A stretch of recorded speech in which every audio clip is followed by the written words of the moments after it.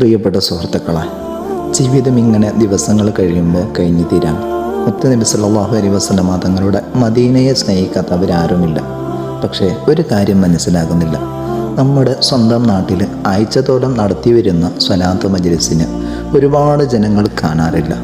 ഒരുപാട് ജനങ്ങൾ തിക്കും തിരക്കിലാണ്. ചിലപ്പോൾ വീട്ടിലായിരിക്കും, പക്ഷേ സ്വലാത്ത് മജ്‌ലിസിന് എത്തിപ്പെടാറില്ല. മുത്തുനബിയോടുള്ള പ്രണയമുണ്ട് എന്ന് മനസ്സിൽ പറയുകയും അത് ജനങ്ങളോട് കാട്ടി നടക്കുകയും ചെയ്യുന്ന പല ആൾക്കാരും മജ്‌ലിസിൽ എത്തിപ്പെടാത്തത് എന്തുകൊണ്ടാണ്?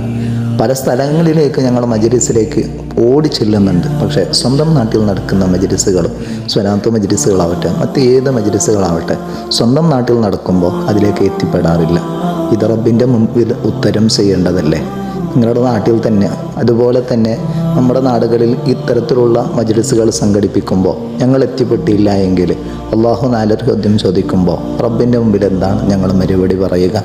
അതുകൊണ്ട് നാട്ടിൽ നടക്കുന്ന സ്വലാത്തിന് ആദ്യം ഒരു സ്ഥാനം കൊടുത്ത് മറ്റു സ്ഥലങ്ങളിലേക്കുള്ള സ്വലാത്തുകളിലേക്ക് സ്ഥാനം കൊടുക്കണ്ട എന്നല്ല അതിൻ്റെ അർത്ഥം.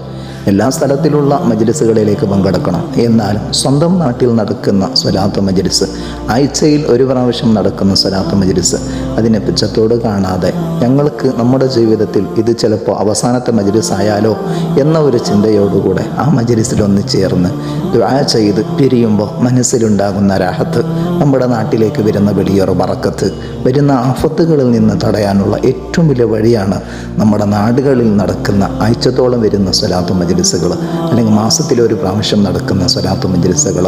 അത്തരത്തിലുള്ള മജ്‌ലിസുകളിലേക്ക് പങ്കെടുക്കുകയും നമ്മുടെ ജീവിത വിജയത്തിന് വേണ്ടി റബ്ബിനോട് കരഞ്ഞ് ദുആ ചെയ്യേണ്ട നമ്മുടെ പള്ളി, ഞങ്ങളുടെ പള്ളി ഉണ്ടാക്കി വെച്ചത് അത് ഭംഗി കാണിക്കാനല്ല, അല്ലെങ്കിൽ മറ്റുള്ളവർക്ക് വേണ്ടിയല്ല.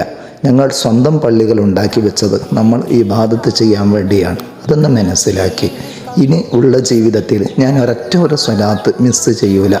ഏത് സ്ഥലങ്ങളിലേക്ക് ഓടിയെത്തിയാലും സ്വന്തം നാട്ടിൽ നടക്കുന്ന മജ്‌ലിസിൽ വലിയ പവറുണ്ടെന്ന് ഒരുപാട് മഹാന്മാർ പറയുന്നുണ്ട്. അതുകൊണ്ട് സമയങ്ങൾ വ്യർത്ഥം ചെയ്യാതെ, വേസ്റ്റ് ചെയ്യാതെ നല്ല നിലക്ക് നമ്മുടെ നാടുകളിൽ നടക്കുന്ന മജ്‌ലിസുകളിൽ പങ്കെടുക്കുകയും അതിനെ വിജയിപ്പിക്കുകയും ചെയ്യുക.